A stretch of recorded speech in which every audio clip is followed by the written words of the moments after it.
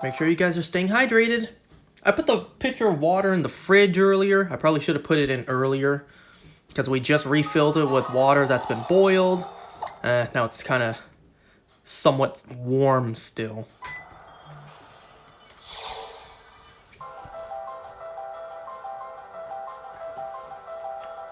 At some point tonight, I may need to step out for a moment because we're going to be eating cake for my sister's birthday, even though it's not her birthday yet.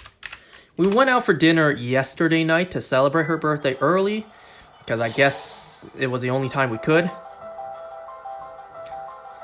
She's married now, so she'll have to celebrate with that side of the family as well. So I guess we're eating cake tonight.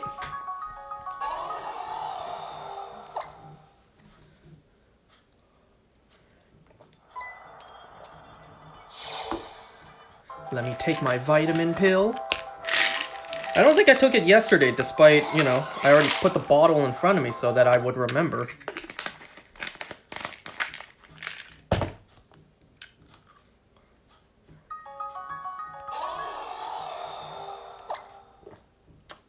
Alright, downed it. Let's see. Yesterday, on my sister's phone, I got another shiny Machop. I actually got it through the Community Day continued timed research, where you catch a Pokemon for 5 days after the Community Day, and then you get a handful of encounters. And I actually got another shiny Machop off of her phone. So of course I traded it to myself, and it was a lucky trade. So in my Pokemon Go, I now have a lucky trade shiny Machop. Well, I think I'll keep it as a Machop since, you know, Community Day, I got a 98 IV shiny Machop, which I already evolved into a Machamp. Then again, there's no harm in evolving this one all the way up to a Machamp also. I don't know. We'll see what I decide. And speaking of Pokemon Go, Pokemon Go Fest... Pokemon Go Fest... Japan is happening right now. Obviously, I'm not in Japan. I can't afford to go to Japan every single year to play Pokemon Go, even though I really wish I was in that lucky position. I'm just not.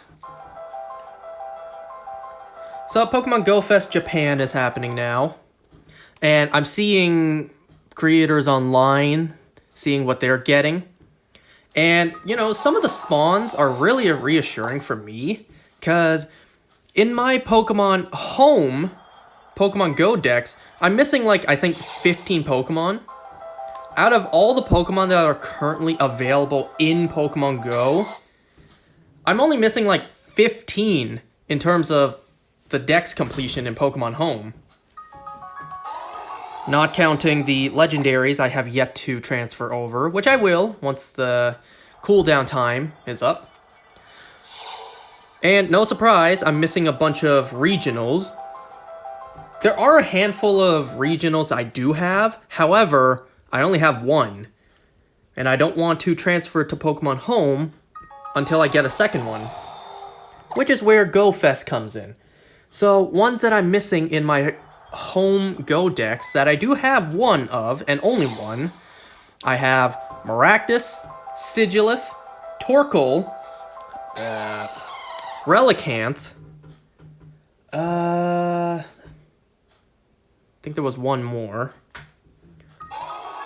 I do have one and only one, Delmise. I don't want to transfer it because it is a 95 4 IV. It is 14 across the board for IVs. So I don't want to transfer that one. Other regionals I'm missing: Klefki, Hawlucha, Tropius. I don't have Drampa in Pokemon Go in general, let alone Pokemon Home. I don't have Rotom in my game at all. So that's where GoFest at least fills in some of the gaps. GoFest this year will have Skidoo, so I can get that line complete. It will have Drampa. It will have Hawlucha, so I don't have to go all the way to Mexico for that. It might have Klefki, maybe. So if it does have Klefki, then that'll save me a trip. Oh yeah, I'm also missing Comfy, which I don't think is going to be in GoFest. I don't know if GoFest Global will have Rotom. That might be a Japan GoFest exclusive, which if that's the case, well, that sucks.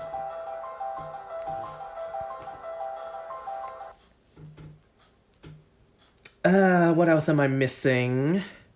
Oh yeah, of all things, this isn't even really an exclusive to anything, it's just I don't have one. Yanma and Yanmega. I only have one Yanma in Pokemon Go, and it's shiny. I did have another one, but I stupidly transferred it. I had a double XS Yanma, and instead of transferring it to Pokemon Home, it was collateral damage when I was clearing out all useless double XS Pokemon in my game to clear space. So now I'm still missing Yanma and Yanmega in my Pokemon Home, Pokemon Go decks.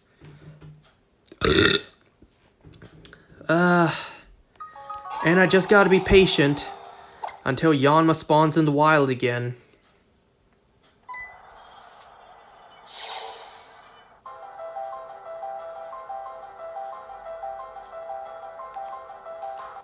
So I am missing a handful of Pokemon. Overall, out of all Pokemon that are in Pokemon Go and are available to transfer to Pokemon Home, I'm only missing a handful. Certain Pokemon that cannot transfer, like Zygarde, Kubfu, Spinda. Obviously, I have those in my game, but I can't transfer them.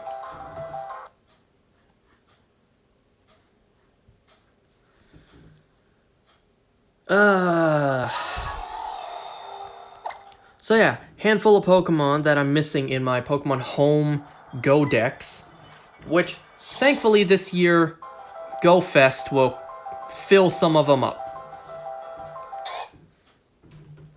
You know, during GoFest I can get Skidoo, Yanma, Hawlucha, Drampa,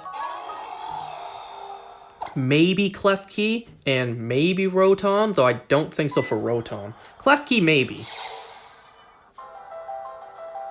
So that leaves a handful of things that I'm still missing. I'm also missing a Salazzle. I transferred a Salandit to Pokemon Home, but not Salazzle, because it was male. Oh yeah, I remember the one. It was Varoom. I only have one Varoom in Pokemon Go, and I don't want to transfer it yet until I get a second one. Which, being exclusive to 12k eggs, that's going to take me a while.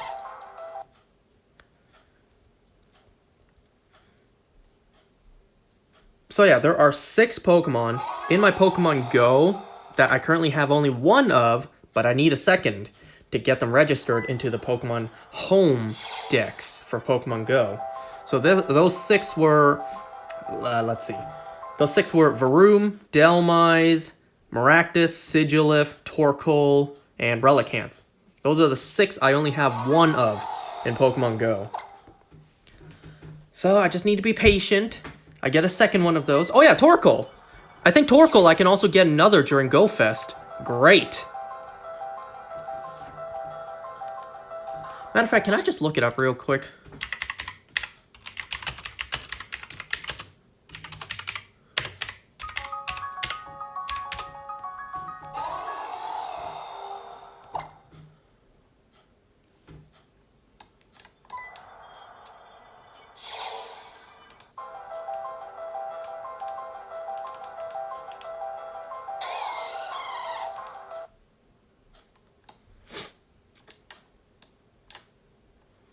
Alright, let's see. Featured Pokémon.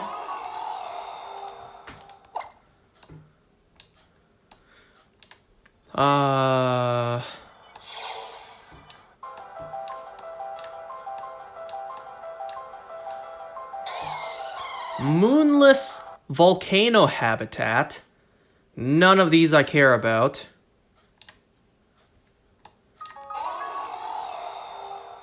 Galvanic Dojo. Let's see. All of these ones I already have registered. Hypnotic Tundra. Once again, also I have all of them. And Fey Swamp. Damn, that kind of sucks. Day-long Pokemon encounters. Chansey, Skarmory, Larvitar, Shieldon, Shelmet, Vullaby, and Oranguru.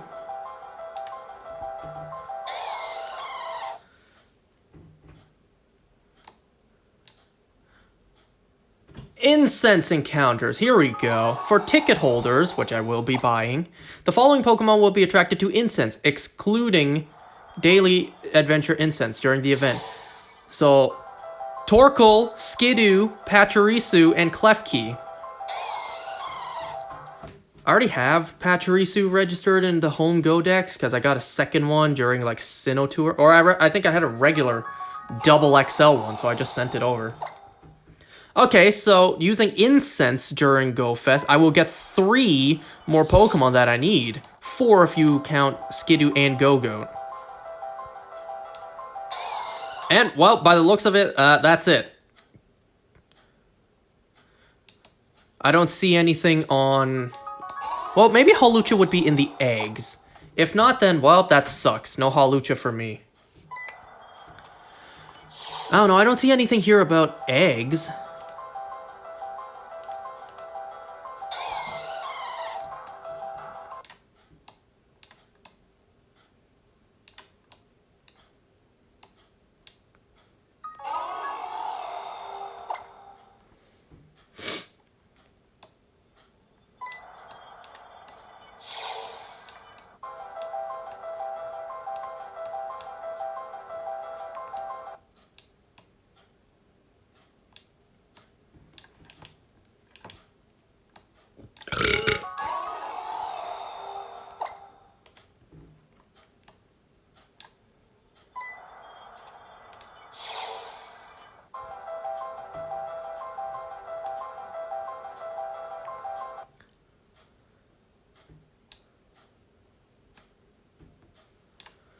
But yeah, Klefki and Go-Go, those ones are pretty hard to get, so at least those will be taken care of.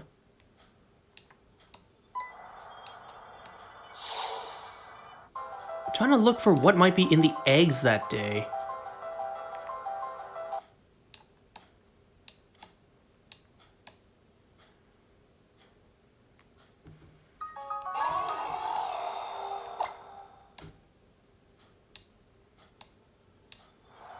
Maybe we don't have info on the eggs just yet. I don't see anything on what might be in the eggs that day. Though I have seen people online hatching Hawluchas. We'll just have to wait and see. GoFest is in a month.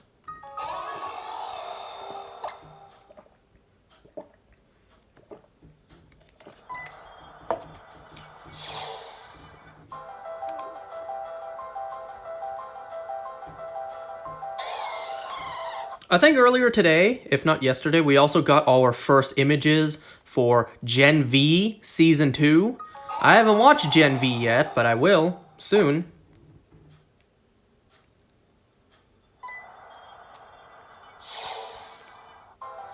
Also, supposedly today, 20 years ago, the first Madagascar film came out in 2005. Jesus, 20 years ago. And I think a couple days ago, X-Men The Last Stand, like the third X-Men movie, came out 19 years ago, in 2006. Holy.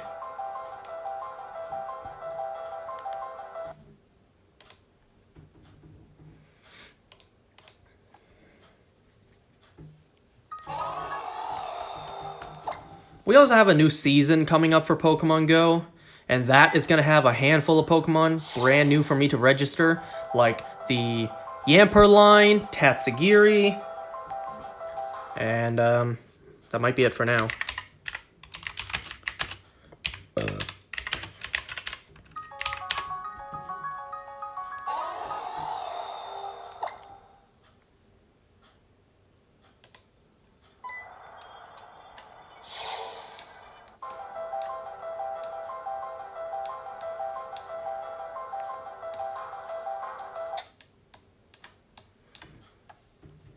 It just says here, Pokemon discovered in the Paldea, Galar, and Hisui regions are coming to Pokemon Go. I mean, Hisui region? What's left of Hisui? Everything Hisui, or at least like they're still Hisui informed. We don't have anything like Hisui and Lilligant just yet. But in terms of like original Pokemon, everything new from Hisui is already in. You know, the 7 Pokemon from Hisui.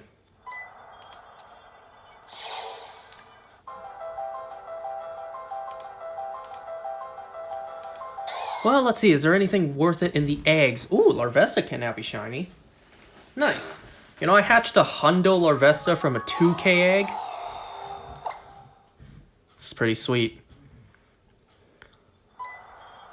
Let's see. 5K eggs. Nothing I really care too much about. Oh, Bruxish can also be shiny now. Alright. 7K eggs. Galarian Corsola can be shiny. It's pretty cool, I guess.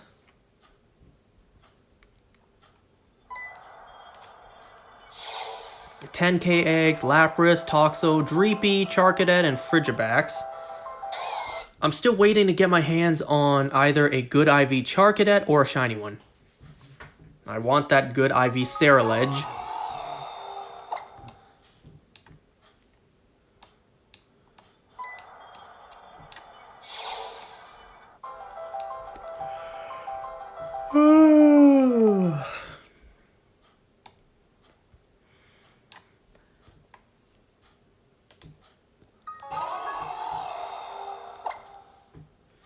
Let's see.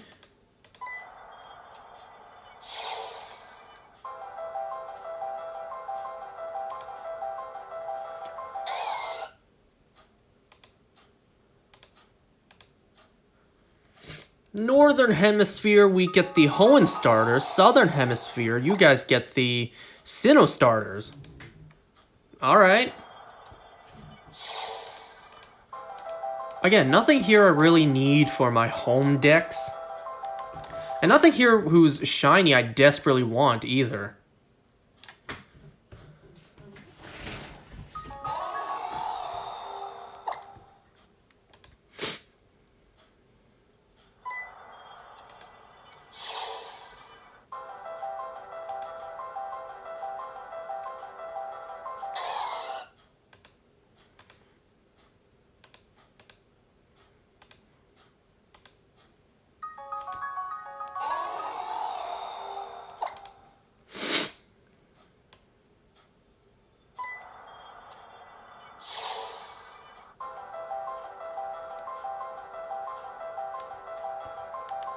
Why is Dialga taking so long?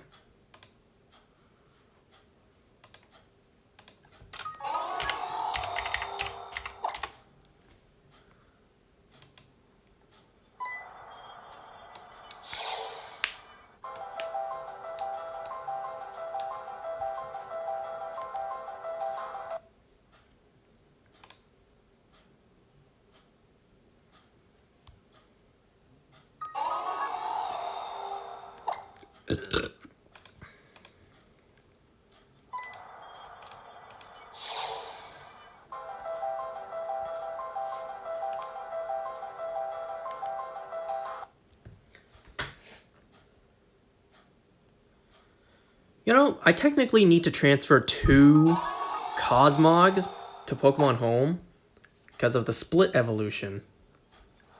I mean, I have 4 Cosmogs, and they're just sitting there really just taking up space. But, you know, it still kind of sucks. I could evolve those for a legendary. But my game has enough storage problems, so I guess it's for the greater good. I don't really need a 2-star Solgaleo in my Pokemon Go. Unless I want to fuse it with the Necrozma, but I don't want to do that. I have a Best Buddy Shiny Necrozma in a Beast Ball, and I have a Best Buddy regular Lunala. I don't think they could be shiny in Pokemon Go yet. I have a Best Buddy Lunala with the background. The background you got from the special research. Yeah, I chose that over Solgaleo. And I'm glad I did. I like Lunala so much better than Solgaleo. And also, speaking of which, TCG Pocket, the Extraterrestrial Crisis cards are now out. I didn't get anything special on my sister's phone, from the packs at least. I Wonder Picked, and I got the Buzzwole EX, the 4-diamond one, not the full art. And then on my game, I pulled the full art Rowlet card. Sweet. Now, throughout the many, many weeks, I need to slowly trade myself all the cards I'm missing from my sister's phone to mine. Because remember, on my phone, I only open Lunala packs. While on my sister's phone, I only open Solgaleo packs. So everything I don't have from the Solgaleo packs, I need to trade from her game to mine.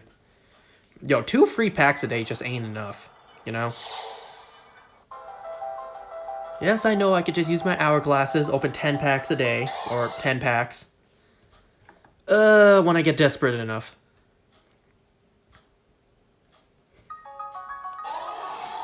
Realistically, I should do that at the beginning of a brand new pack, because it would be a huge waste to do it on an old pack where I already have majority of the cards, except for the rare ones.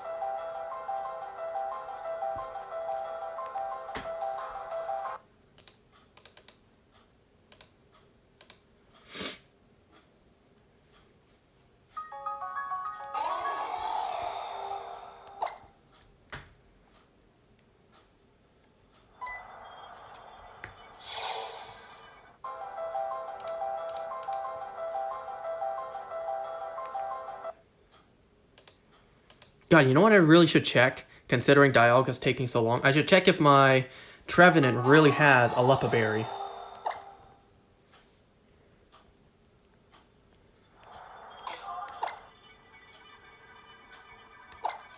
Yep, it does. Good.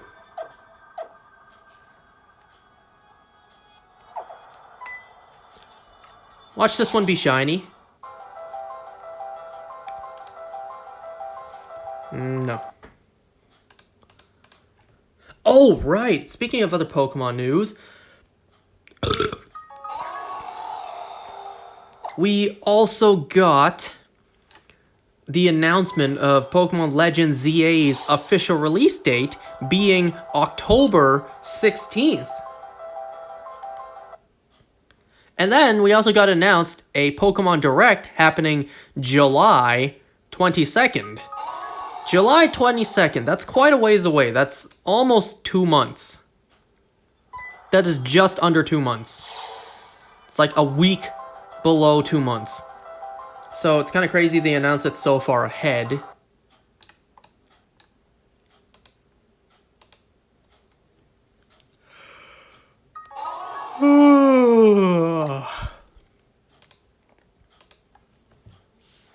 But we finally got the announced release date for ZA, October 16th. See, my plan was to get these shiny hunts done, hopefully before Legend ZA. And, well, we have plenty of time. It's the tail end of May right now, about to hit June. July, August, September, October, that's 4 months. 4.5, because it's coming out mid-October, so 4.5 months. That should be plenty of time, right? Out of 12 shinies, I only have 3, and Dialga is taking exceptionally long. right? I should be able to get all 12 before ZA comes out. Well, that's my plan at least. Get these hunts for Legends Arceus done before ZA comes out. So I'm really hoping in 4.5 months I can get all of these shiny hunts done. Realistically, that shouldn't be a problem, but you never know. I'm not hunting these all day long. I'm only hunting these for a short period of time every other day, every couple of days, so you never know.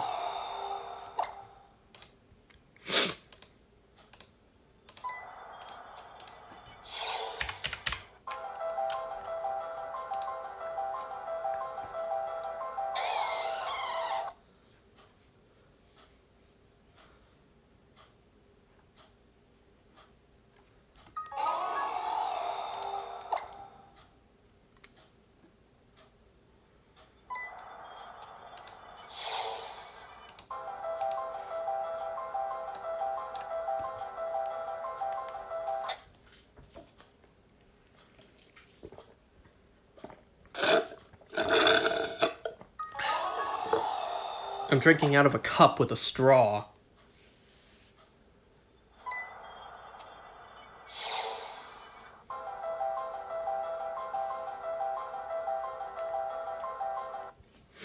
Alright, well, enough dilly-dallying. Let us talk about these shows. I got The Boys as well as From, both Season 3s, Episode 7s.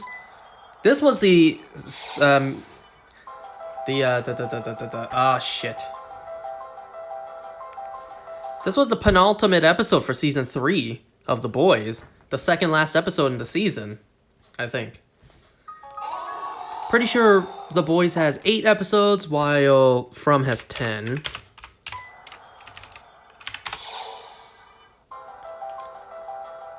Yeah. 8 episodes per season.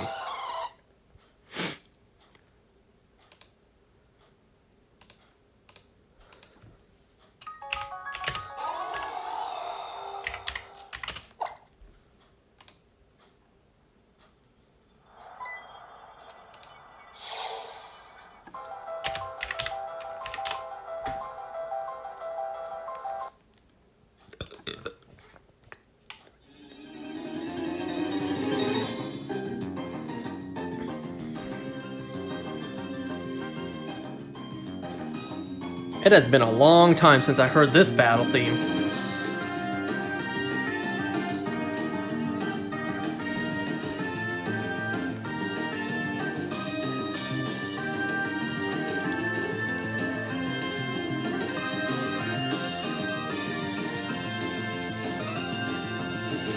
Alright, so one quick thing I forgot to mention about the last episode of The Boys, because of course I did. And not only The Boys, I also forgot to mention something about From as well. I always miss out only one detail to mention.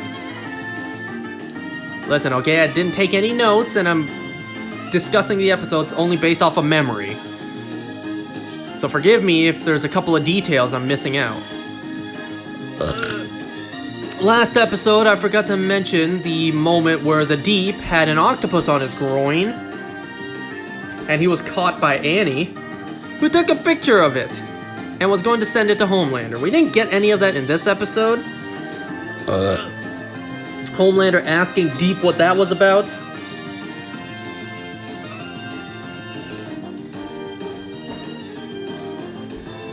But yeah, that comes back in this episode. The octopus. Aquaman may not be a fish fucker, but I tell you, the Deep is. Or should I say, cephalopod.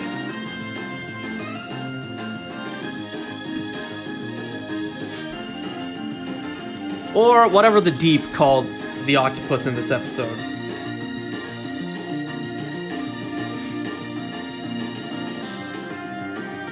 Jeez, I'm seeing here the official Season 3 trailer for The Boys came out 3 years ago.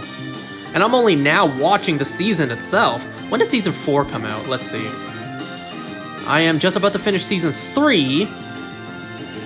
Oh, Season 4 came out June of last year.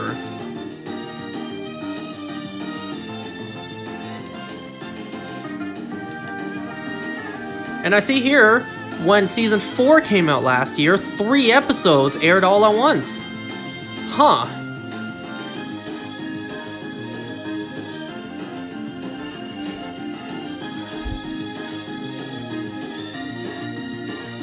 Now, I think I heard online that Season 5 of The Boys won't be out until next year, so there would have been a 2-year gap between Seasons 4 and 5.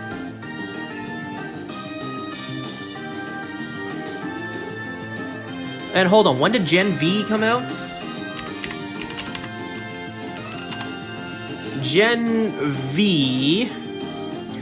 Gee, I wonder what Gen V is all about, you know, with all that compound V and, you know, Gen being for generation.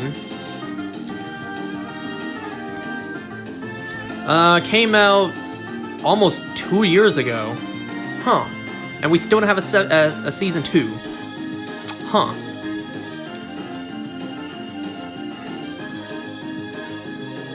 Don't worry, I'll watch Gen V before The Boys Season 4. Because apparently when someone else tells me to jump to another show in order to stick to the timeline, yeah, I'm expected to comply, but when I tell others to do it, nope, you're out of your mind.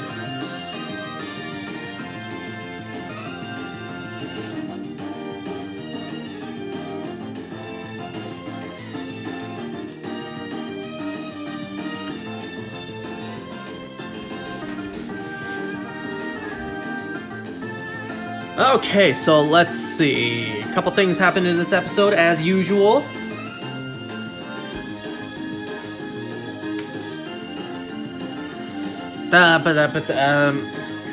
So this episode opens up with a reveal that Maeve is alive.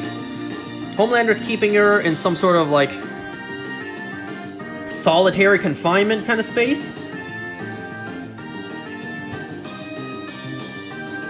Homelander isn't letting Maeve live, he's keeping her alive. There's a difference. Because Homelander went on this psycho speech about how he dreamed about having kids with Maeve, but he will harvest her eggs so that they don't go to waste. Because, God forbid, once Maeve dies, if she dies, at least the best parts of her can still live on in the world. So that's kind of crazy. Homelander plans to harvest Maeve's eggs. That is crazy.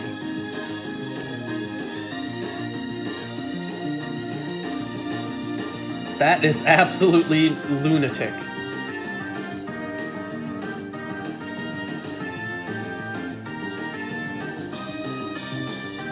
Let's see. Frenchie and Kimiko head back to where MM and Annie are.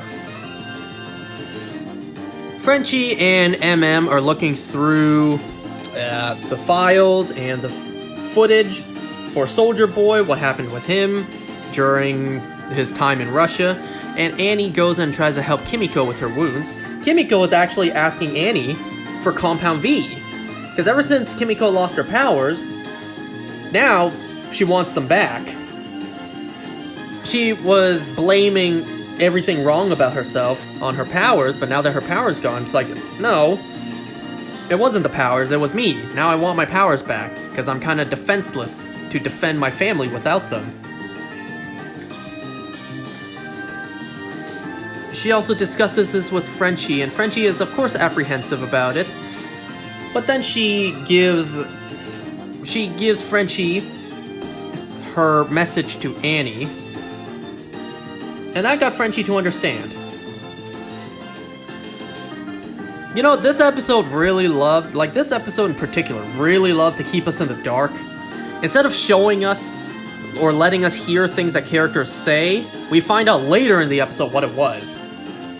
Just like this.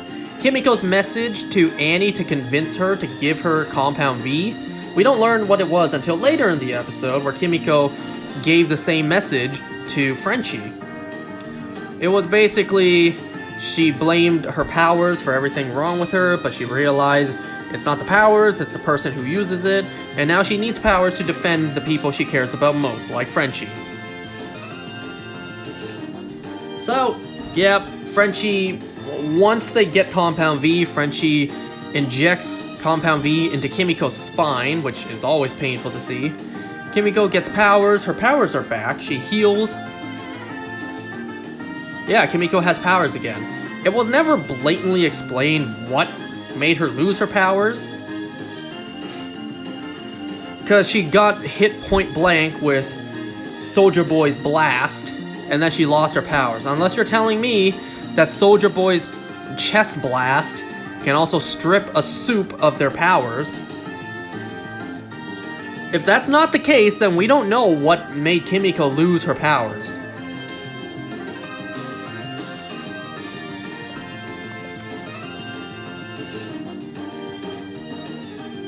Let's see. A small little storyline with A-Train. So A-Train wakes up in Vought, hooked up to, you know, a heart monitor. Ashley's just like, great, you're awake. You know, you're running with the story that Blue Hawk was killed at Herogasm by Soldier Boy, right? The two of you were actually making peace. But then Soldier Boy just had to go and kill him, and you were trying to save him too, because you were becoming friends. So I was worried last episode about the fact that A-Train was going to be found next to a dead Blue Hawk, and people were instantly going to know that he undeniably killed Blue Hawk. But no, Vought found him, thankfully enough. I guess, you know, he still does have a tracker in him. And crazy surprise, they actually put Blue Hawk's beating heart into A-Train. A-Train had a heart transplant. Now he has Blue Hawk's heart. So now, once he heals up, of course, he can run again. Okay.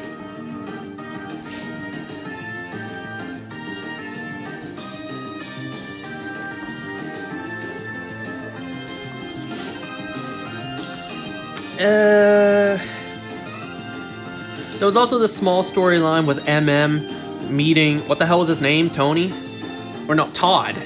Todd, the stepfather to his daughter. Where, yeah. Todd is now one of those, like, firm believers of Homelander.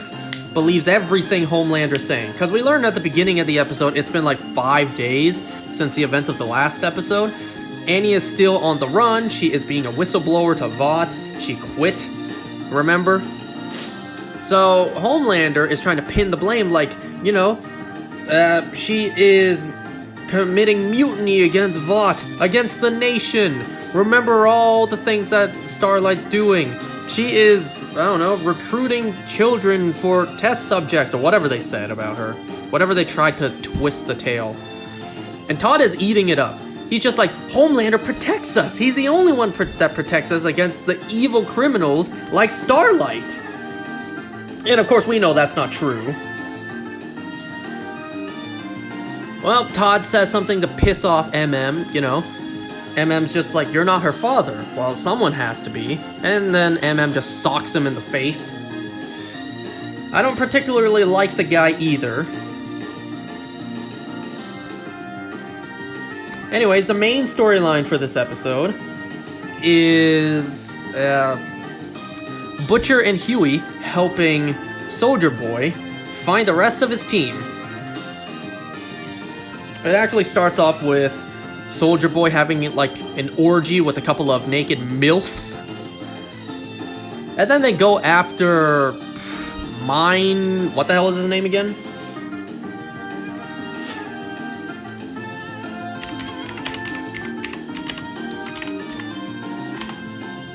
Mindstorm. So they go after a soup that was in the previous team, the Paybacks, Mindstorm.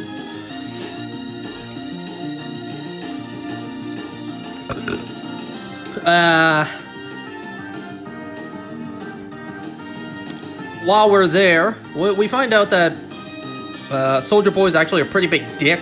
He's a pretty huge douchebag. So he warns the two, if you see Mindstorm, don't look him in the eyes. Just don't. Well, when they encounter Mindstorm,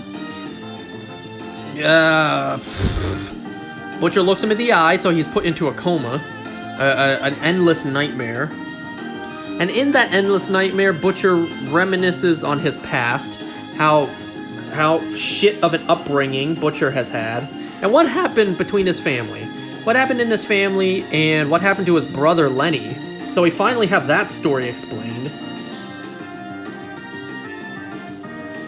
Butcher, he had a pretty rough childhood growing up with that monster of a father, that abusive father.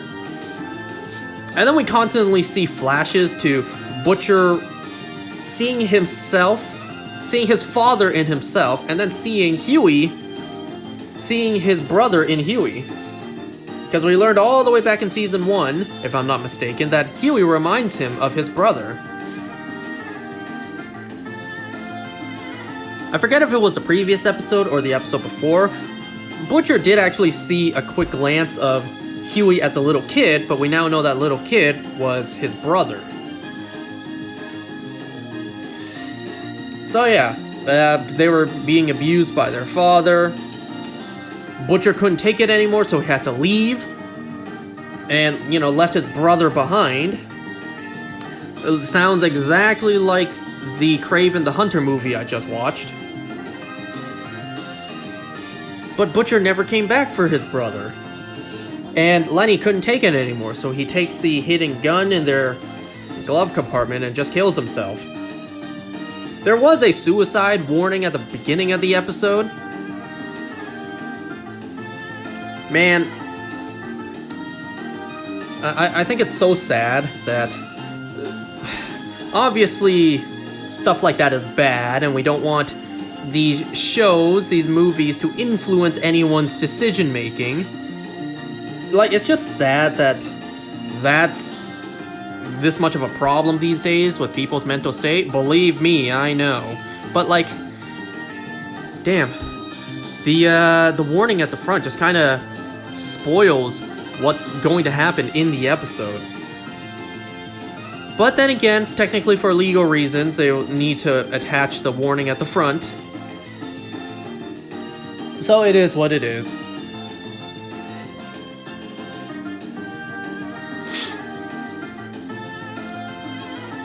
Well, once someone is in the coma, inflicted by Mindstorm, you're kind of screwed.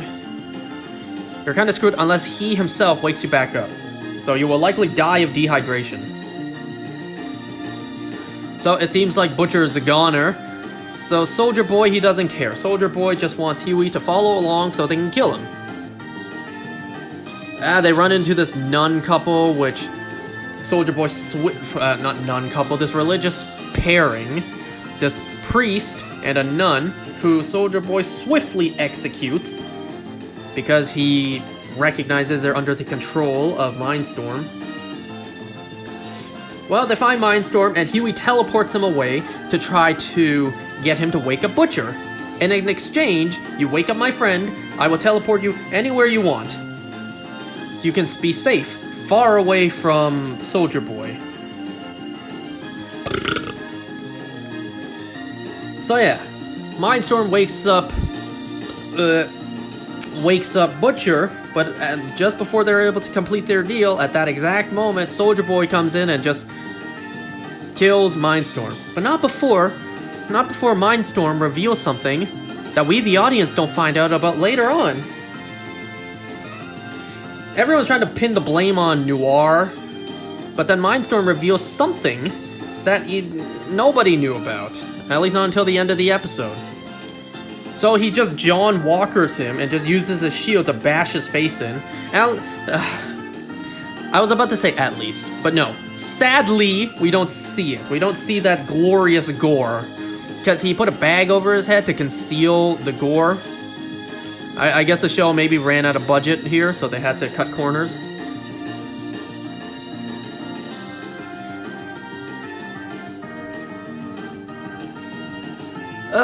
But it's not revealed what Mindstorm said to Soldier Boy until the end of the episode. There was also the storyline where Black Noir. He goes to this abandoned, almost Chuck E. Cheese, this Freddy Fazbear's Pizza place.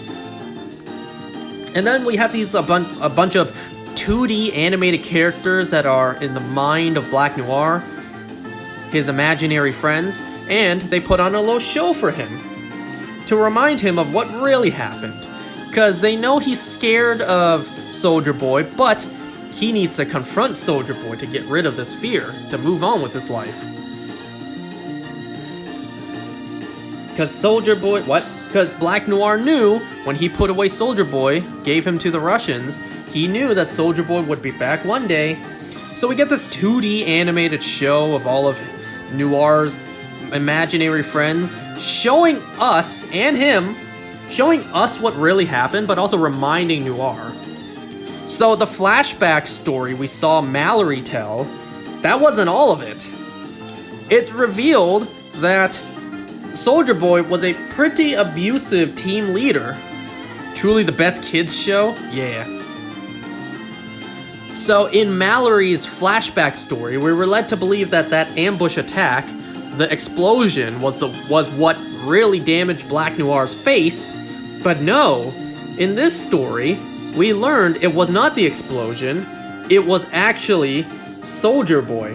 Soldier Boy beat the living fuck out of Black Noir's face. So by the time that Mallory woke up and saw Black Noir's mangled face, it was Soldier Boy who did that to him, not the explosion.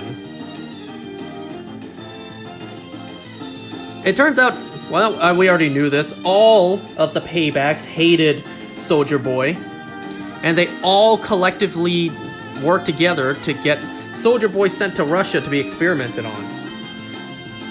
But it seems like it was Black Noir's idea.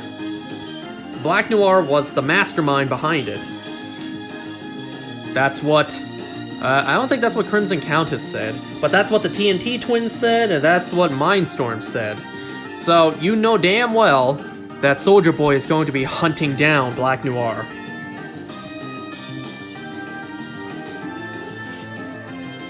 There was also this teensy little story where that octopus came back. The Deep was asking his wife, like, care for a little foreplay? You, me, and the octopus. What a hot threesome. But she's just not feeling it. I don't remember the character's name. Well, she has had enough of the Deep's bullshit, so she leaves. And, you know, now the Deep can fuck that octopus as much as he wants. God, the Deep is such an awful character. Man, these characters in the 7 are just so awful. These characters are terrible. They're horrible human beings. The Deep, A-Train, they especially suck. I do not want to be friends with these guys. Someone like Maeve, yeah, she's cool. Alright, so while Annie sneaks into Vought Tower to steal some Compound V for Kimiko, she sees this little piece of paper in a lab that reveals that Compound V is like a poison. Because why the hell wouldn't it be, right? Understandably, yeah, it would be. So it's revealed that 3 to 5 doses of temporary V will kill you.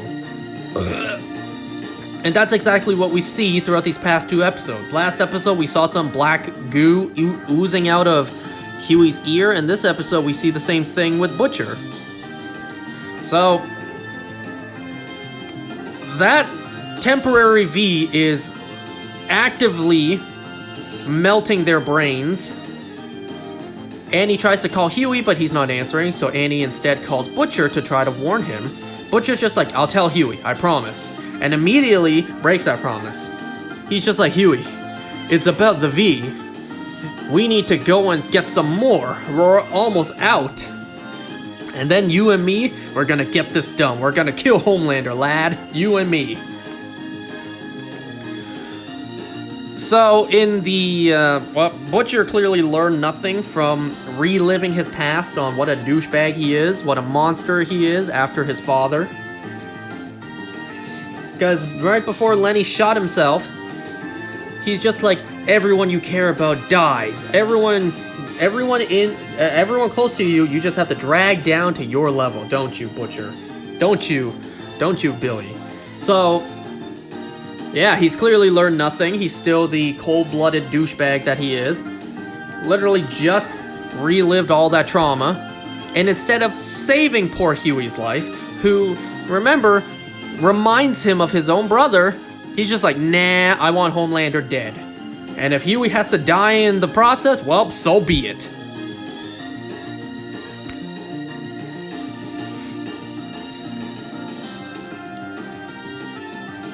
So, what a surprise. Temporary V is a poison. Wow, who would have thought that?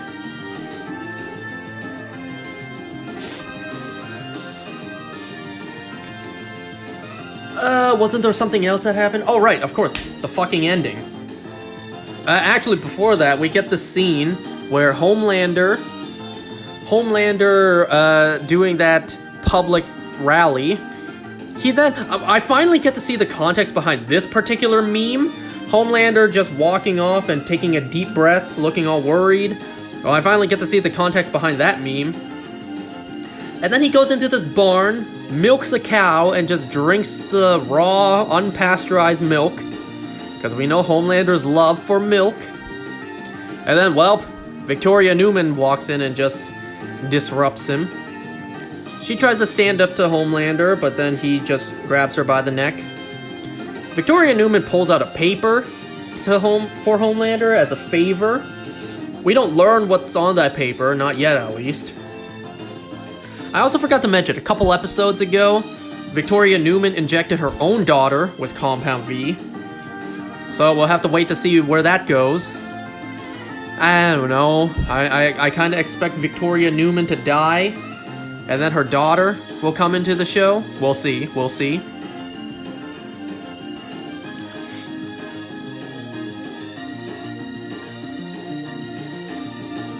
Unless I'm forgetting anything else again. Let's see. End of the episode. This was a pretty big bombshell. End of the episode.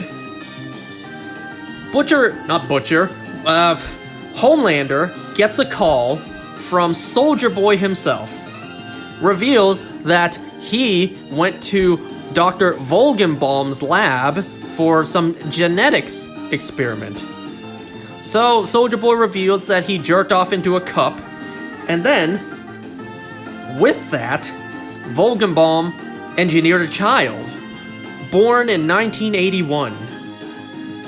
The thing is, he even said himself, had he stuck around, he would have let him take in the spotlight, because what kind of father wouldn't let that for his son? I did not expect this at all. I really didn't expect it. This was quite a plot twist for me. Soldier Boy is Homelander's father. Unless they're throwing me a curveball, Soldier Boy is Homelander's father. That was a twist I did not expect. Isn't it amazing all these years of me not watching the show yet, I didn't get that spoiled? So that was a pretty big surprise. Now, what are they to do? They want to kill each other, but now they know that they're family. Father and son. So, will Soldier Boy betray Butcher and Huey? Or will Homelander kill his supposed father? I mean, Soldier Boy, he wants his team dead. So I can see him getting the rest of his team dead, and then, well, when it's time for me to kill Homelander for your end of the deal, well, nope, never mind. Nah, you helped me, I'm not gonna help you. Homelander, though, I can still see him possibly killing Soldier Boy.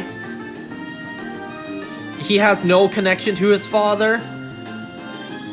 Realistically, I hope Homelander doesn't blame him, because Soldier Boy, it wasn't his fault for not being around. He didn't even know. But yeah, Homelander's a threat. So it wouldn't surprise me if Homelander actually does want to still kill Soldier Boy.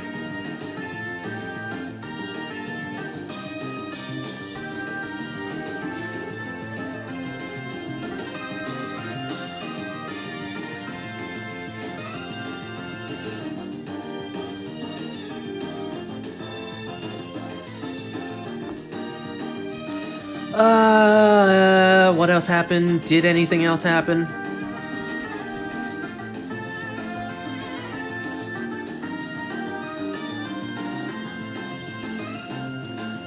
Frenchie made this discovery of what triggers Soldier Boy. It's vapors. I don't know, would you really count that as the music, or is it certainly actually some sort of vapor? I don't know. Unless I'm forgetting something, that's pretty much it for this episode of The Boys. Next time, I will have the Season 3 finale to discuss. But not yet for From. From, there's still 2 more episodes before Season 3's over. And then I get the joy of waiting for Season 4. Do we have any news on when that's coming yet?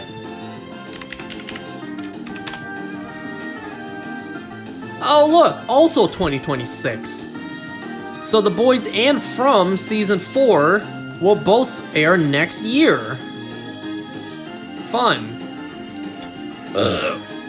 Well, at least I have plenty of shows to keep me busy until then. Because I am just so desperate for more From.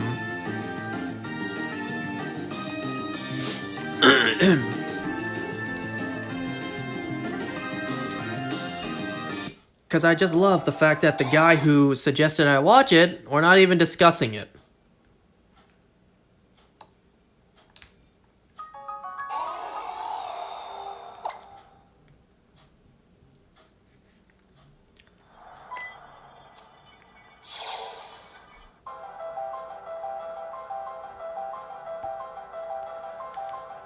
God damn you, Dialga, be green!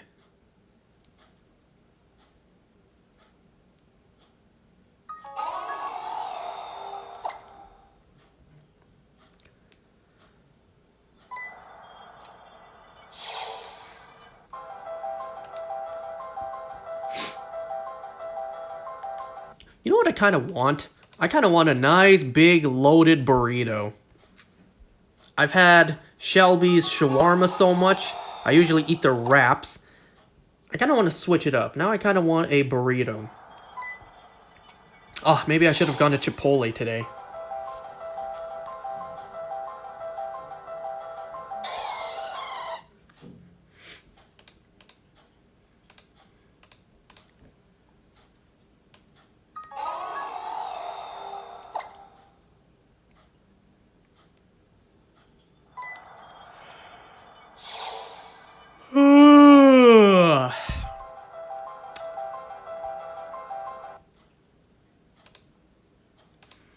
Well, in terms of my Brilliant Diamond playthrough again, I have made some progress. I'm like 3 gyms in.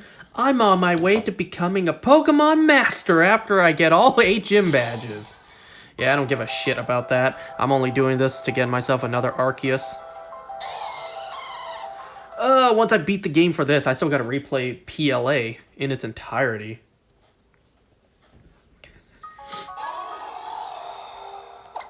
Man, the thing that stinks about PLA is the fact that it's not just completing the Pokédex or leveling up, it's actually doing tasks. That's the annoying part.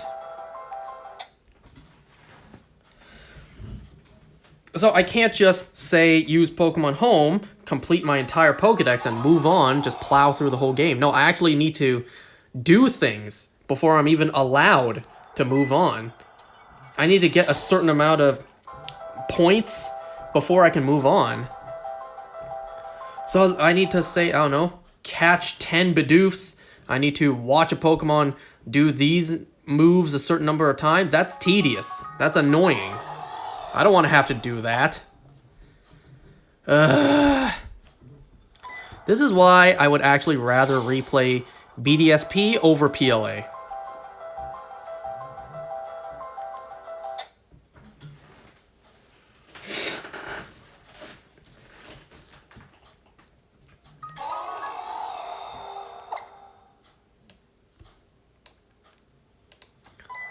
Oh, right. Right. There's that thing about a potential Persona 4 remake. Let me see if I can find it, because I think the original post got taken down.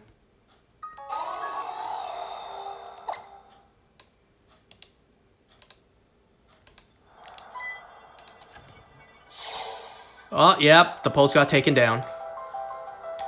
No Shaman Feeding sent me this on Discord. It's like a Blue Sky app thing. I don't know what Blue Sky is. So, I can still see it though. Yuri Lowenthal himself posted on Blue Sky. And for those who keep asking me, no, I will not be returning as Yosuke for the Persona 4 remake.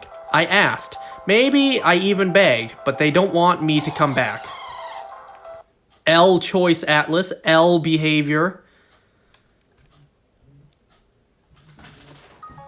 And then I saw comments being like, Yuri Lowenthal low-key revealed Persona 4 remake is in the works in spite of not being brought back to voice Yosuke.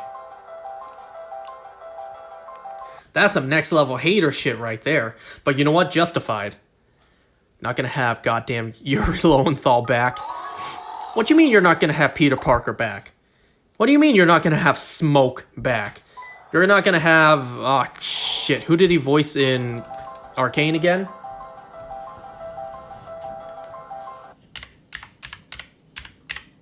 Milo? Was that his name? Oh yeah, Milo. What do you mean you're not gonna have Milo back? So, potentially, there's a Persona 4 remake in the works. Want to see me play Persona 4? Want to see me do it again? So, not only are my plans, you know, complete these shiny hunts before ZA, I was also hoping to play Persona 3 Portable. Well, now I'm hoping to play Persona 3 Portable before the Persona 4 remake. If that's really a thing.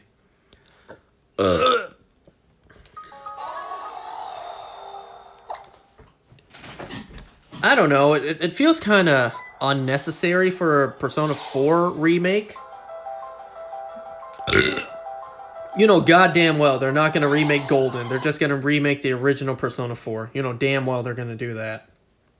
They're not going to give us a definitive edition remake.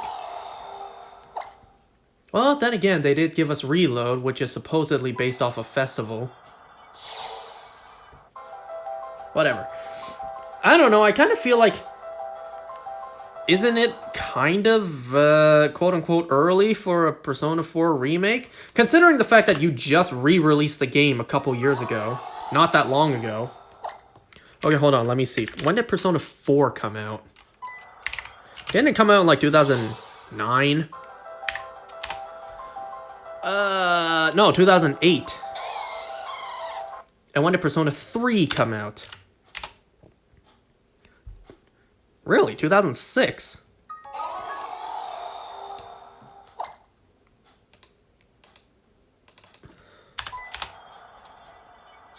Huh, really? 2006. Then again, I suppose we did get Persona 3 remake a couple years ago. And now I suppose since it was only a couple years between 3 and 4... and now that it's been a couple years since the 3 reload, yeah, or 3 remake, yeah, I guess we can get a Persona 4 remake. But then again, I'm thinking, like, all that money being poured into the project when you could be giving us something like Persona 6. Or how about a Persona 5X global release? That'd be nice, too.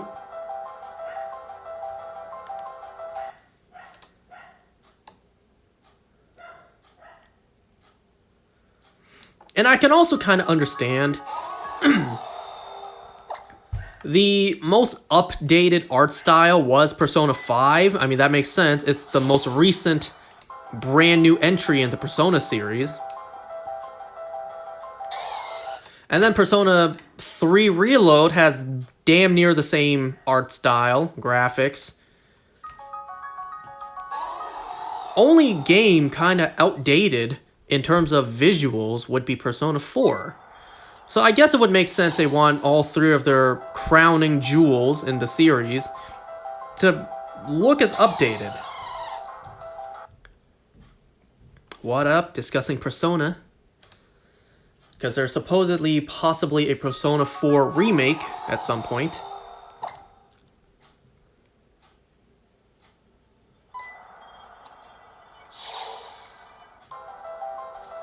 So I guess if they want a Persona 4 game in the same art style as 3 Reload and 5, I guess I can understand that. But then again, I'm thinking you can do so much more instead of just giving us the same game a third time or a fourth time. Well, actually, there's like a dozen different Persona 4s. I don't know anymore. How many soft resets? Let's see. 13 hours. I don't keep count of exactly how many resets.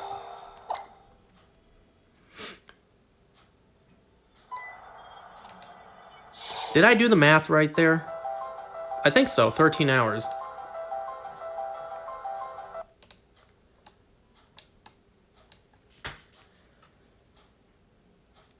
You know, I've already experienced the stories of Personas 3, 4, and 5.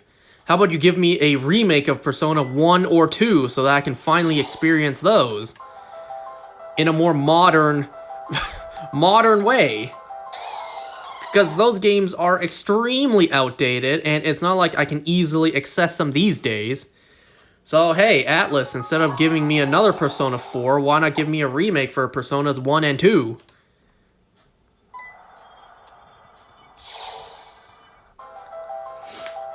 In the meantime, also, you know, a Persona 6 confirmation would be nice, as well as a global release for Persona 5X. That'd be much appreciated.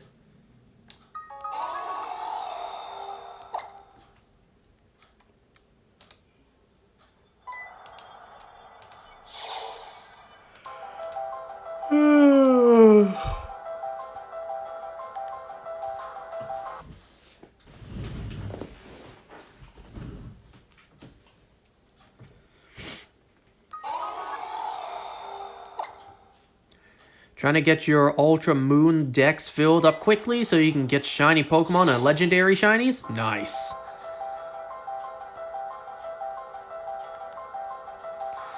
How far into the progress are you?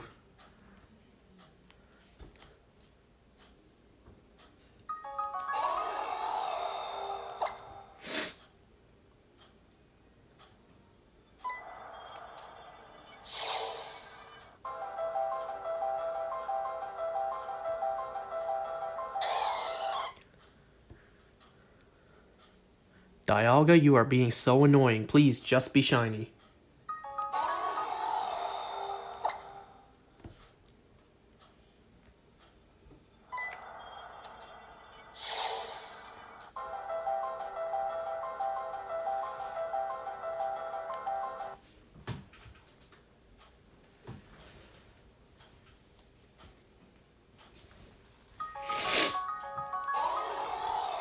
Oh, right. There's something else I wanted to mention. Something else I wanted to bring up.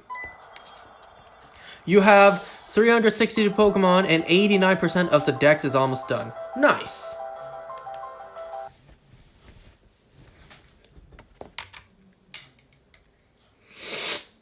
So I got another story. I got another case of bullshit I had to deal with at work. I'm not gonna get into too specific details on what the item being sold were.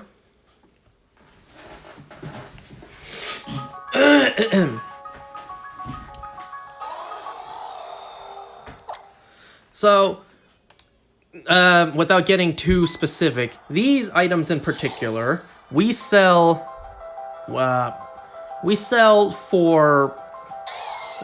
one for 20, and we have an offer. If you buy 3, we sell them to you for 50. So, dude was on the phone with someone, I don't know, a wife, a daughter, I don't know, I don't care. So, dude was on FaceTime, I guess, with someone on the other end. Only because I used my Pokemon from Ultra Sun to transfer to Moon in my Pokemon events. Well, at least you have both copies, you know, so you can easily get any version exclusives. It's not easy to get version exclusives on 3DS these days, considering online's dead. Well, unless you have someone local near you who can trade. So anyways, yeah.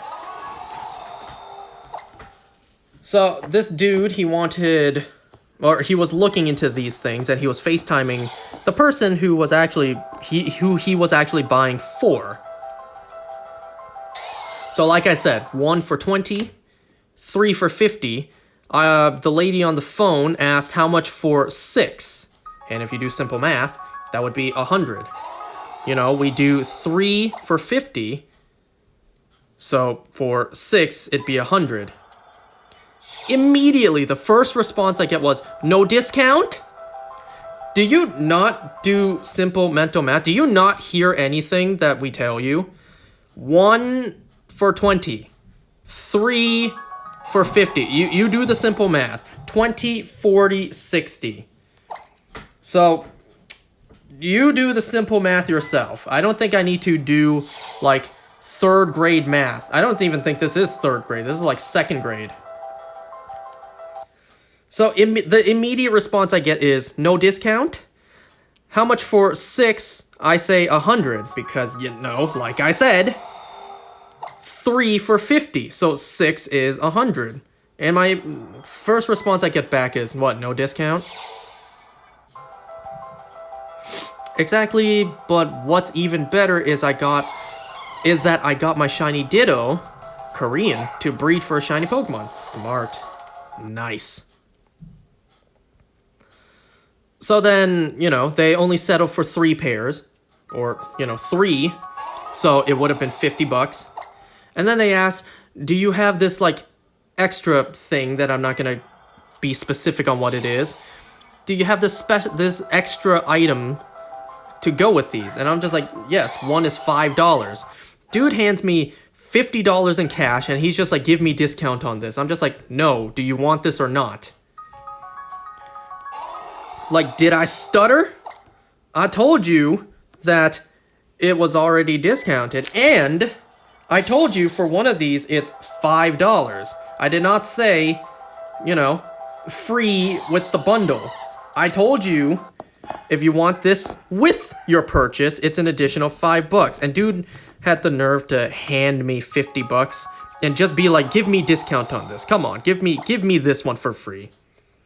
And I'm just like, no. No, you already asked for more discount when, you know, had you just done the simple mental math yourself. The very, very simple mental math. I know I can't even count to 10, but trust me, like, people out there be smarter than me. And then I gotta, on top of that, not only do I have to deal with your cheap-ass bullshit, I gotta, on top of that, hand out favors, give out things for free.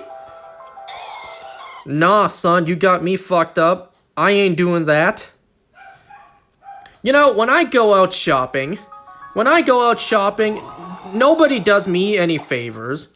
Nobody gives me free things, albeit small things. But regardless, nobody gives me free things just as a nice gesture.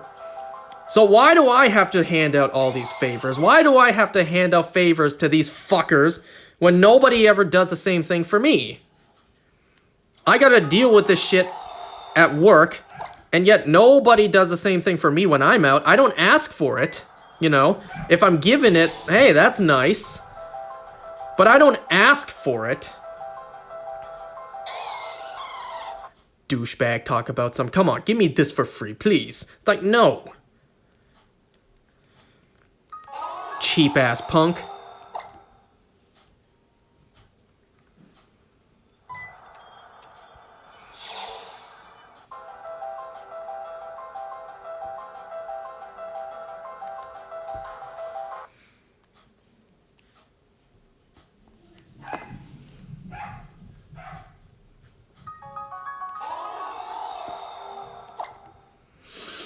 That is one of many different stories of bullshit I deal with at work. This world we live in sucks. This ain't an ideal world that we live in, but, you know, chances of that happening, chances of anything changing are as slim as me growing to 6 feet.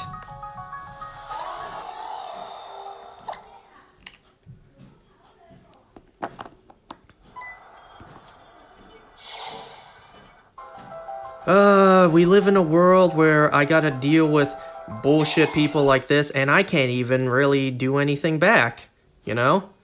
The law kind of prevents me from doing anything. And also the fact that reputation also holds me back. We know how the internet is these days. Anything that happens, it gets recorded, gets posted online. The business gets boycotted, we're ruined. So I am restricted by all directions of doing anything. I'm not saying I would assault the people, even if sometimes I want to.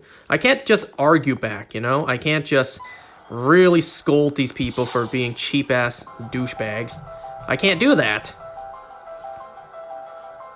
Because the world restricts me.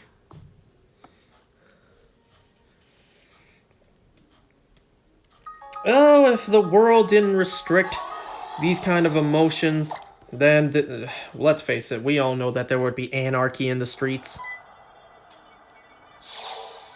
That's just the world we live in. I gotta hand out favors at work, but nobody ever does that for me.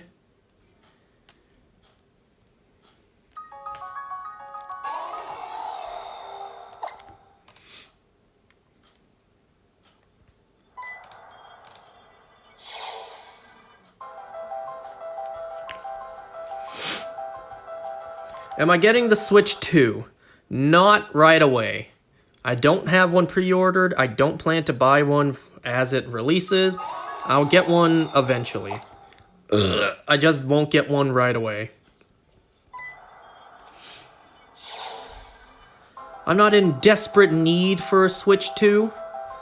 So I'll get one when the timing's right. Like I said, in this world, in this economy, I can't just recklessly go and spend upwards to $1,000 for a console plus a physical game.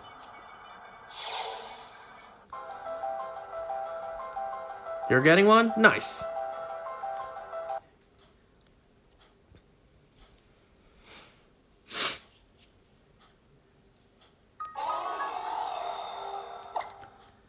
Because a console over here is like 600 Canadian plus 110 for a physical game. Add on tax, that's like just shy of 1,000. Yeah, $1,000 is quite a lot to do just gaming. Gaming with no return aside from just self-joy.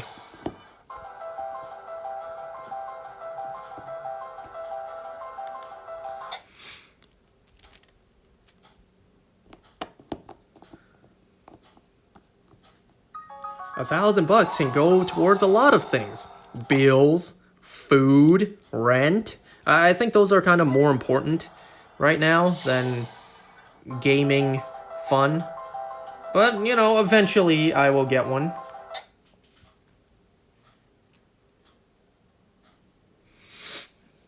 And believe me, there are a lot of games coming out exclusive to Switch 2 that I really do want to play.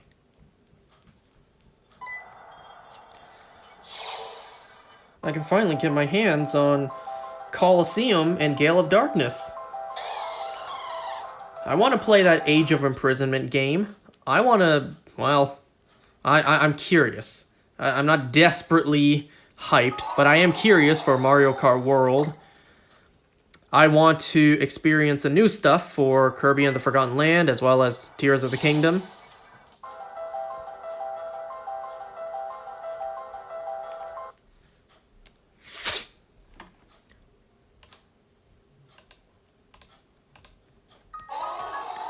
I will get one eventually.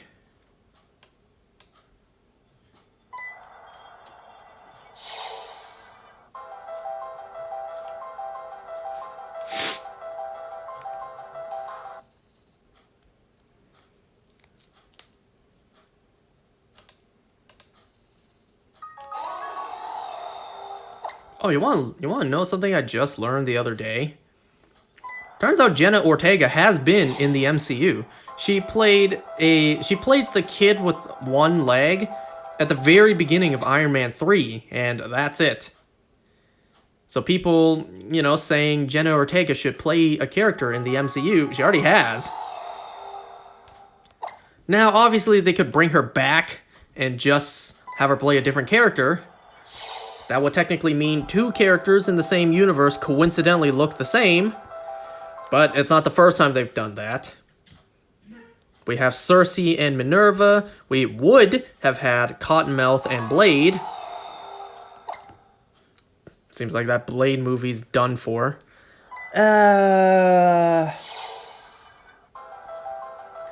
We have a couple of smaller roles, like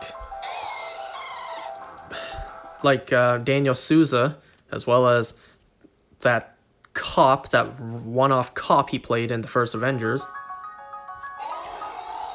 And what about Meredith Quill? She played this character in the first Avenger, or Captain America the First Avenger, who later got retconned to be Star-Lord's grandmother. Unless you want to tell me that Jenna Ortega comes back, she plays the exact same character, she was, the exact same character that if you blinked, you would have missed her in Iron Man 3, and she just has her leg back. That's technically not impossible. This is the MCU we're talking about. And also, don't forget, Iron Man 3 was the movie to deal with Extremis. That can actually grow back body limbs. So, if we ever get Jenna Ortega back in the MCU, they could just say her character, yeah, I grew back my leg with Extremis. Just a one line to throw that out there. It's kind of funny that Extremis hasn't really been back in the MCU ever since Iron Man 3. Agents of S.H.I.E.L.D. briefly dealt with it at the very beginning of Season 1, couple of episodes. But that's it. Extremis is just gone in the MCU. Feel like that would be pretty important to keep around, Something that can grow back limbs. I feel like a lot of people with missing appendages out there in the world would like to have that.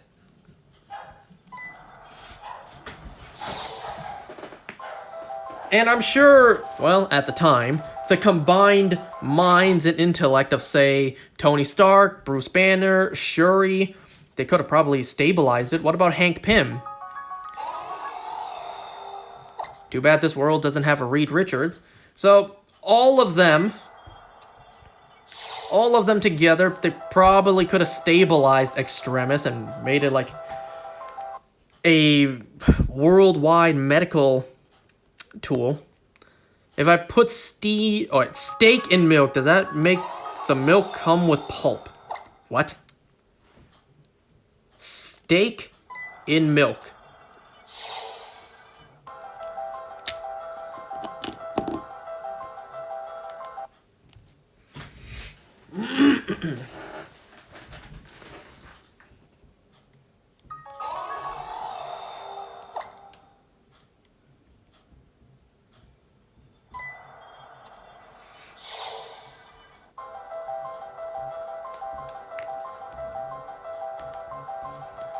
Alright, I'm about to talk about From.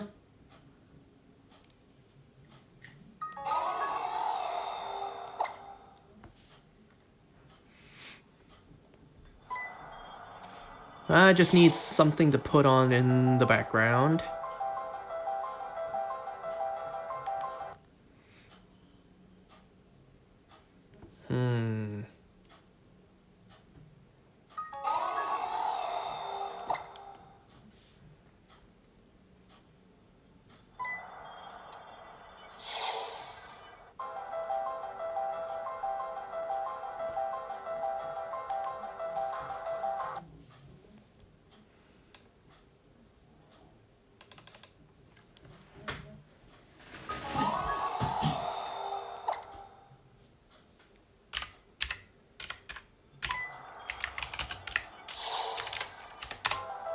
Well, I can't think of anything else. This came to mind, so I shall play this.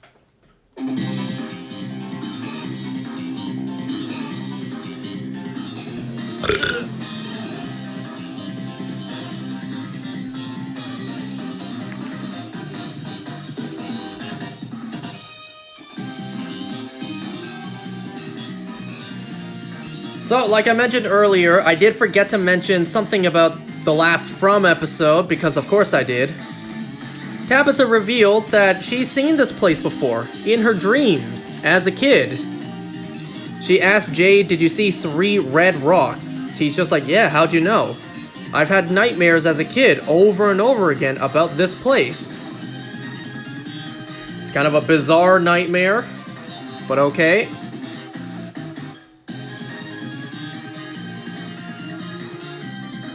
So I completely forgot to mention that. So Miranda wasn't the only one who saw visions of this place long before she arrived. Tabitha did too. Potentially even longer than Miranda did. All the way back when Tabitha was a child. And also, last episode Kenny asked to move into Colony House to give the Matthews family the house to live for their own as a family. Nice of Kenny. Let's see. This episode we deal with the aftermath of learning Fatima's not pregnant. But instead we learn that she might be turning into one of the monsters. And I gotta say, Fatima's taking everything horribly. She is so sporadic, so emotional. She is just kind of frustrating to watch this season.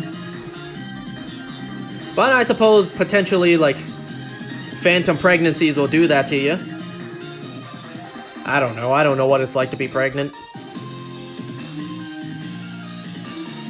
But yeah, she's dealing with this news pretty badly. And can you blame her? She thought she was pregnant, but then turns out that there is no baby in her, but instead there's something else maybe in her. So that's worse.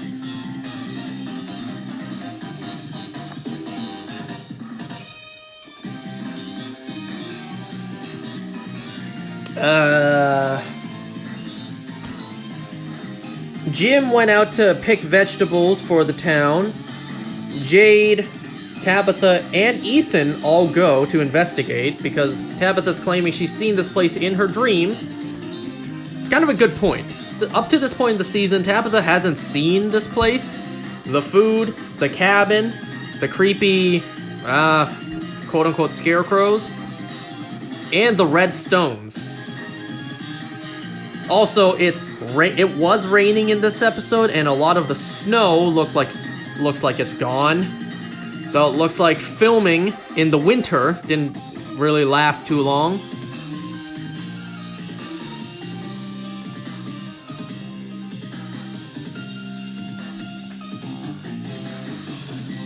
So they explore around, take a look around at, the stuff that Tabitha saw in her dreams. Not a whole lot happened. She does reveal that as a kid, she would hide behind this particular red rock. She would look up because, she would hide because there was some, scaly monster chasing this big beast that we don't get to see. Every time she looks up to look at what's causing the screaming, well, she wakes up.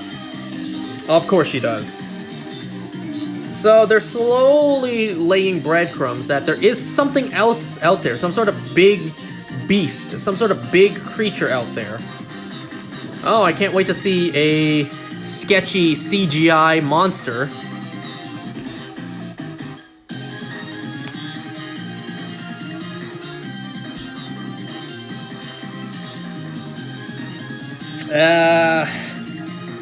Julie and Randall explore around, they walk around and talk. Eventually, Julie reveals she never even learned to drive, so Randall does a nice favor and tries to teach Julie to drive. Or at least, he drives and just points out things for Julie to learn.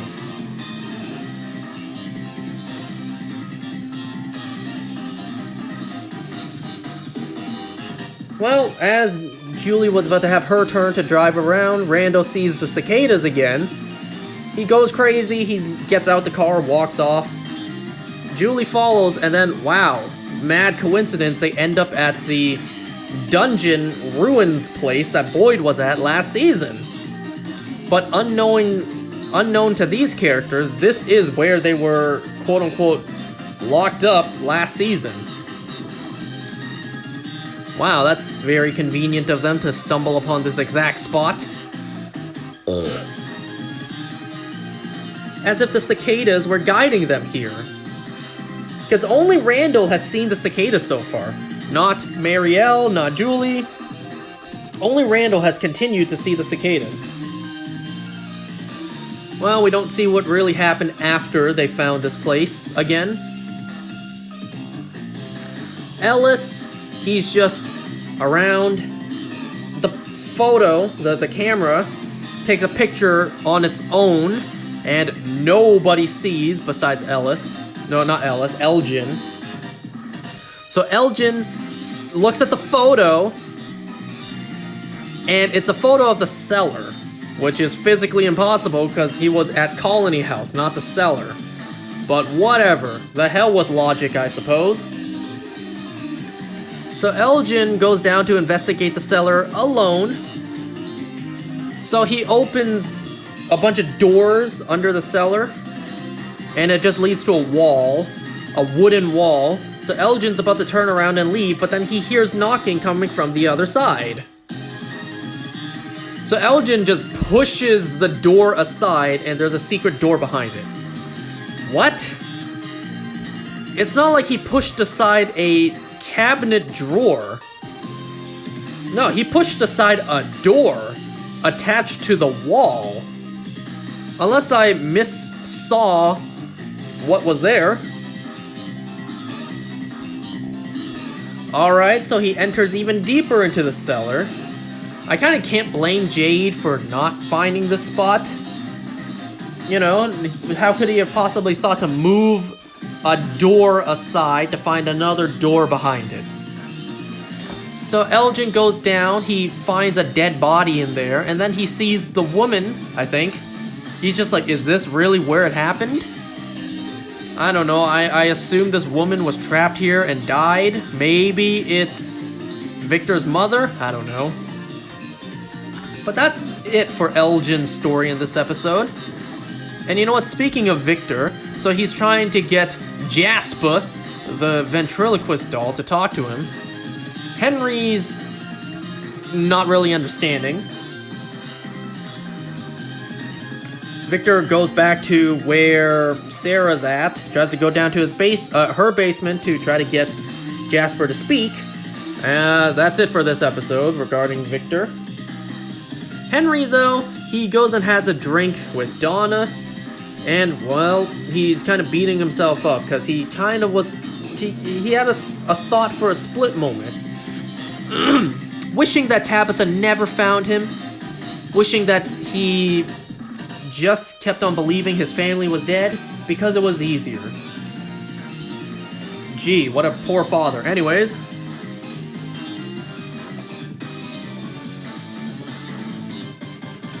I don't know, I feel like he's just beating himself up a little too much. Whatever.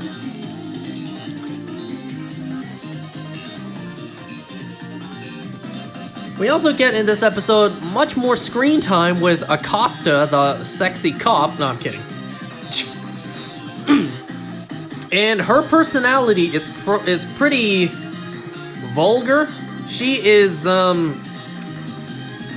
yeah, she's kind of frustrating like Jade was when we first met him. But, you know, I'm sure she'll grow and develop into a more likable character. She goes into the diner and questions Kenny like, why is there a diner here? Why is there a, I forget what she called the outside of the building, that looks like, I don't know, she's questioning the aesthetic of the place. Why is nobody asking these questions on how to get out of here or who built these things? Kenny tries to tell her, like, all the questions you had, every theory that you possibly will have, it's already been thought of. So, probably just best to get comfortable here. There's fresh clothes at Colony House. You can change out of your cop attire.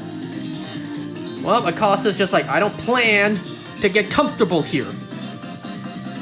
Storms out, sneaks around in Boyd's sheriff office looking for her gun because Boyd confiscated it. And she was not leaving without her gun. I don't know, those two are gonna butt heads. Her character isn't that likable right now. But like I said, I'm sure she'll develop into someone more likable. Boyd does give her back her gun, but without the bullets.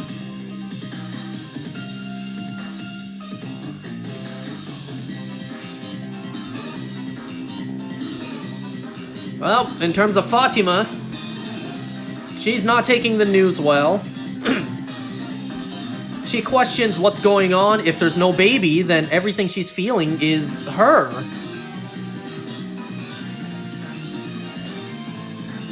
Ellis is trying his absolute best to help. He even storms into the clinic and tries to steal some meds for her, but he doesn't know what he's doing. And, you know, I have to take Christy and Boyd's side. He's just acting impulsively on emotions instead of thoughts. He doesn't know what those pills will do to her. You know, people are worried that if Fatima's not pregnant, then this place really got to her, and that she's just going mentally insane. She's losing it. Just like Abby. Donna and Boyd were walking, discussing, and at first I was like, Donna, why would you say that? But I guess it's a good point to bring up. You know, we don't want Fatima to go insane like Abby did. Because we all saw what happened when Abby did.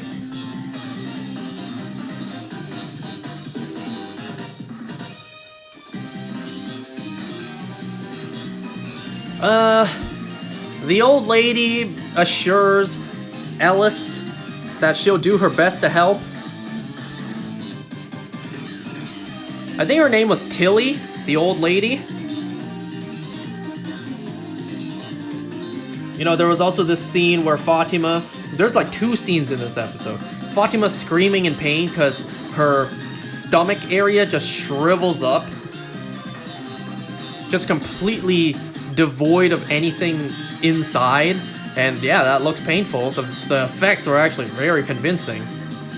I can't tell if that was practical or CGI, but knowing this show, it was probably practical. So you know what? Good for them. Finally, a good use for something practical.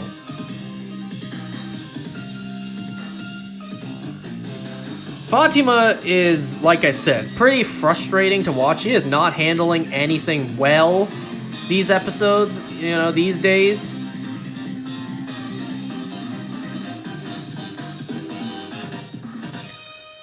She is about to dine in on some immaculate, exquisite, rotting food once again.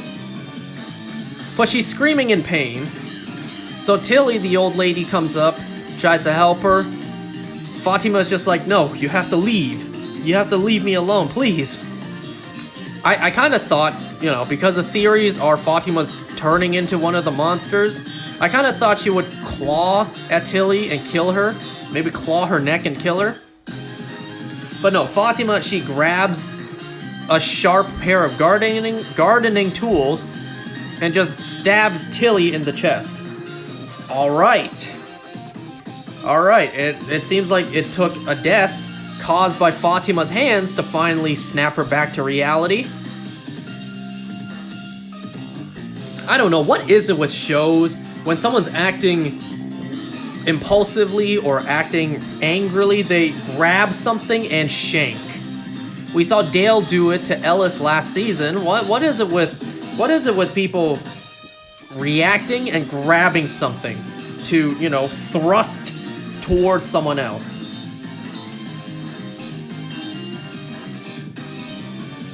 You couldn't just like ball up your fist and just clock her on the jaw? Sure, you would still feel bad, but you wouldn't feel as bad as, you know, killing the poor lady.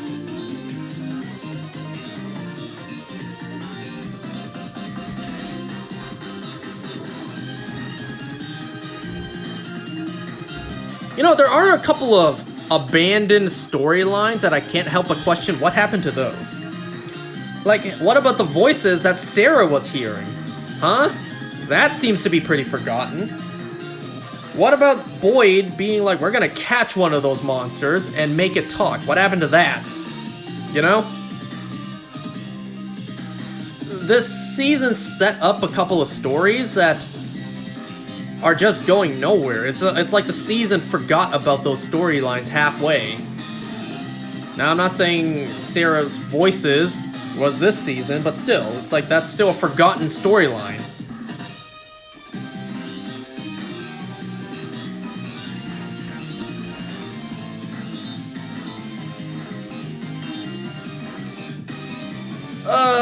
Something small that happened. Kenny talked with whatever the bus driver lady's name was, I can't remember, and she proposes the idea of reopening the diner. Nothing else came out of that from this episode? Yeah.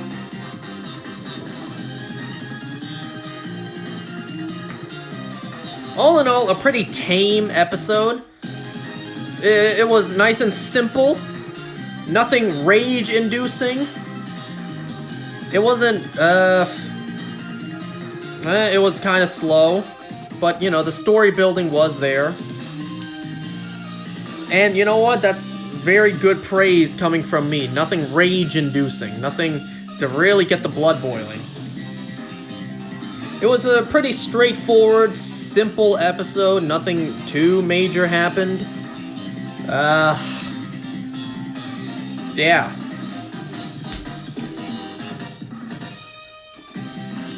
I swear to God, people who aren't like me, who can actually invest into a story, despite it playing out slowly, the average person watching this show is gonna find it boring as fuck, just because of how slow it is, and how little actually happened.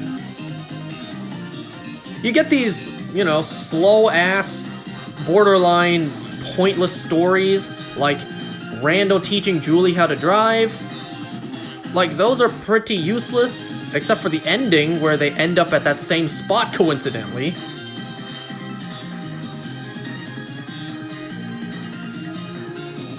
Like, they just write in some pretty pointless storylines that are somewhat unnecessary, but whatever. But yeah, I just question, like, what happened to the storylines that they were going to, that they set up, but kind of just vanished.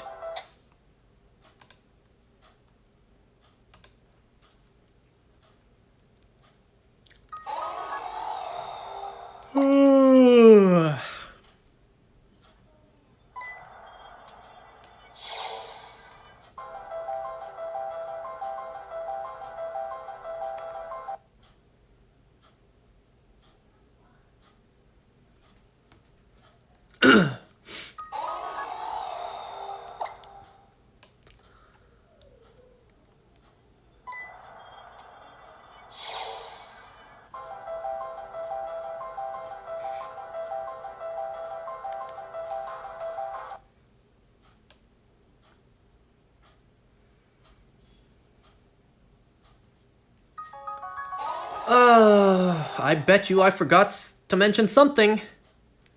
But I think that's really it for this From episode. It was pretty tame, pretty straightforward.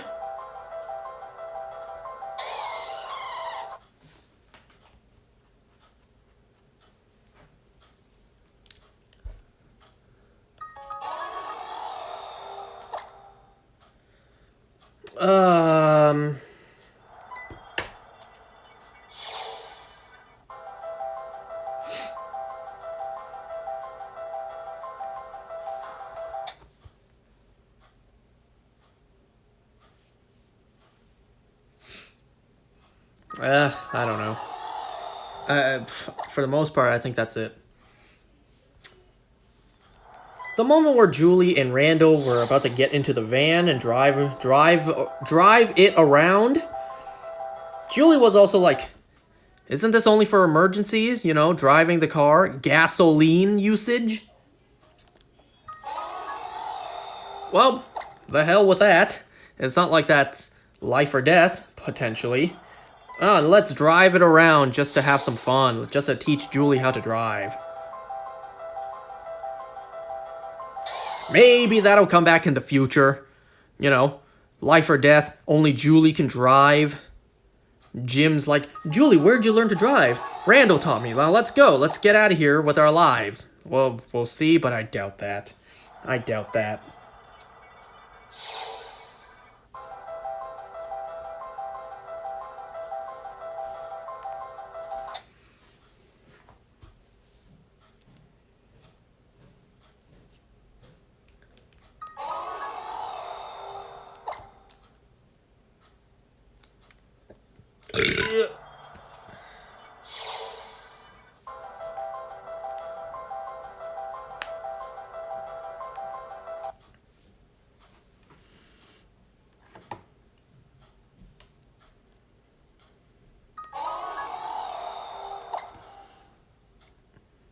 You know, the sooner we get Dialga, that's kind of bad, because that means the sooner we hunt Palkia.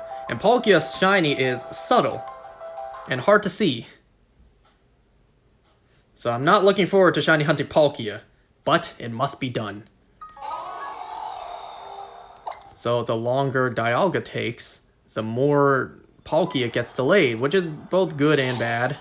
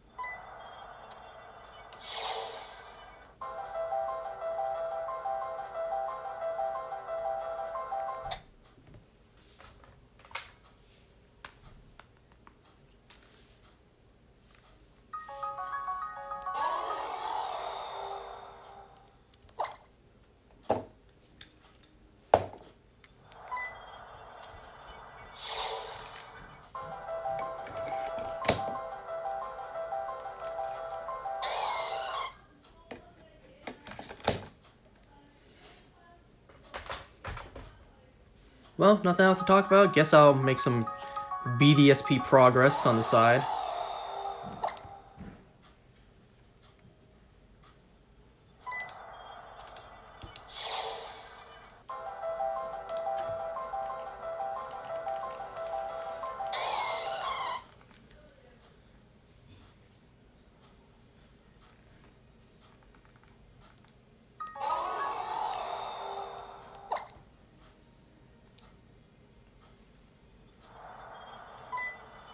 I am now at Salacion Town.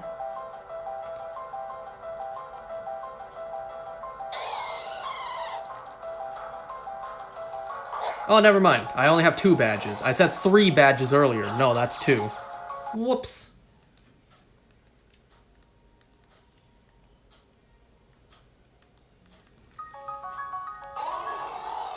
My Staravia, Luxio, and Monferno are all level 29.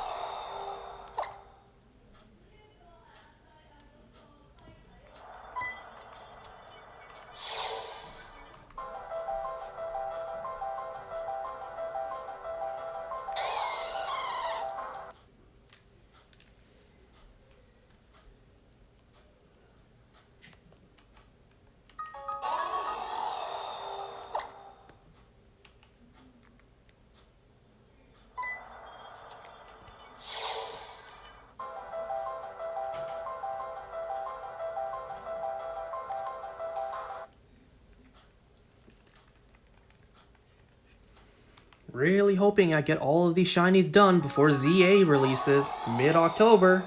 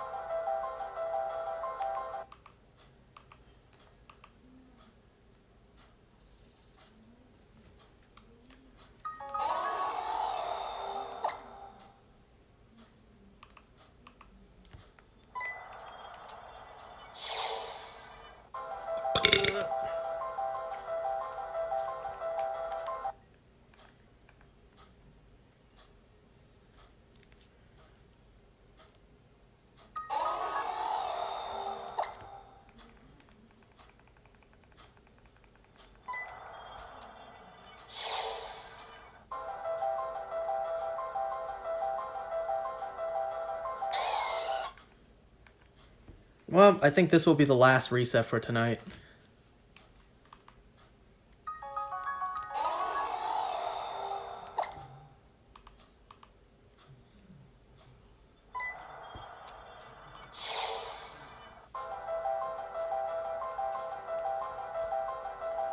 And no shiny once again. We'll have to continue this next time. Well, thanks for watching, everyone. See you next time for more Dialga hunting. Bye.